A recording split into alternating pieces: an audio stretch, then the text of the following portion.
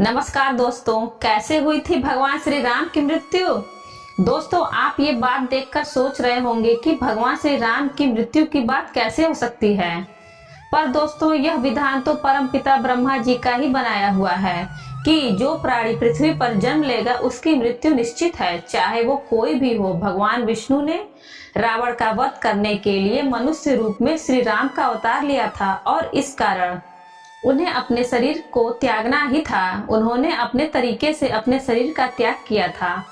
भगवान श्री राम और उनके साथ अवतार लेने वाले उनके तीनों भाइयों और उन सभी वानरों ने अपने शरीर का त्याग किस प्रकार किया, आज हम आपको अपने इस वीडियो में बताएंगे।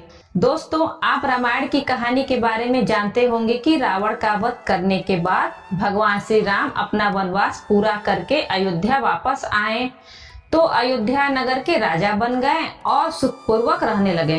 परंतु इसी बीच उनके राज्य के धोबी के द्वारा कहे गए शब्दों ने भगवान श्री राम को दुविधा में डाल दिया था।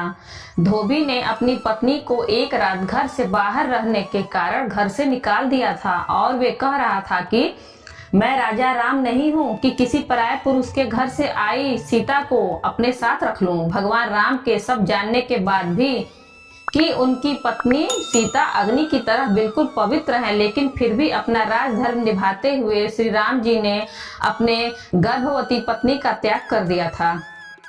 भगवान राम 11,000 वर्षों तक पृथ्वी पर रहे।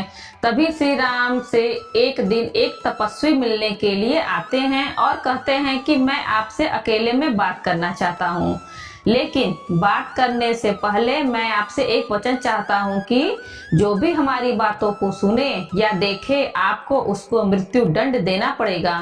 भगवान राम ने उस तपस्वी की बात को मान लिया और लक्ष्मण को आदेश दिया कि द्वार पर पहरेदार की जगह तुम खड़े हो जाओ। लक्ष्मण के जाते ही वो तपस्वी भयंकर रूप धारण कर लेता है और बोलता है कि मैं काल हूँ और मुझे भगवान ब्रह्मा जी ने भेजा है।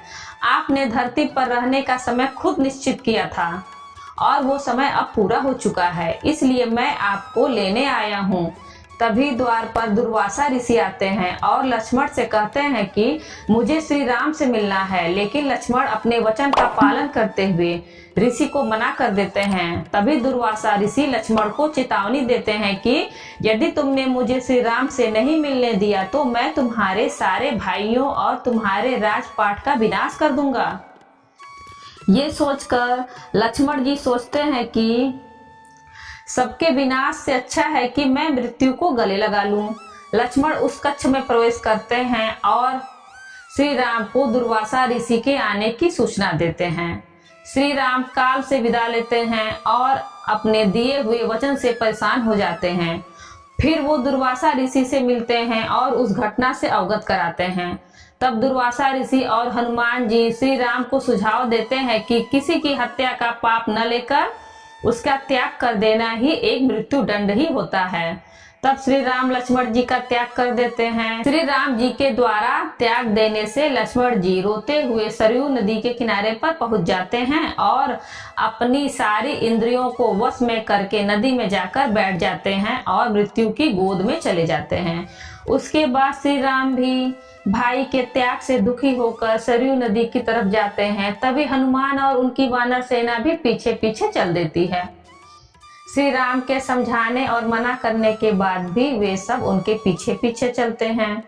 भगवान श्री राम नदी के तट पर पहुंचकर उस नदी के बीच में जाकर अपनी सांसों को रोककर बैठ जाते हैं और अपने प्राणों को त्याग देते हैं। और उसके बाद सभी वानर सेना हनुमान जी को छोड़कर और उनके सभी साथी भी उसी नदी में अपने प्राणों को त्याग कर देते हैं।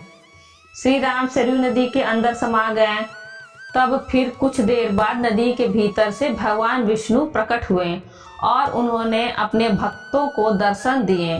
इस प्रकार से राम ने अपना स्थूल रूप त्याग कर वास्तविक स्वरूप विष्णु का रूप धारण किया और वैकुंठ धाम की ओर प्रस्थान किया।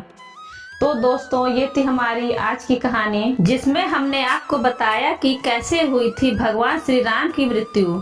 दोस्तों, कहानी अच्छी लगी हो तो वीडियो को लाइक करें, ज्यादा से ज्यादा शेयर करें और हमारे चैनल को सब्सक्राइब करें और कमेंट बॉक्स में जय श्री राम लिखना ना भूलें। धन्यवाद।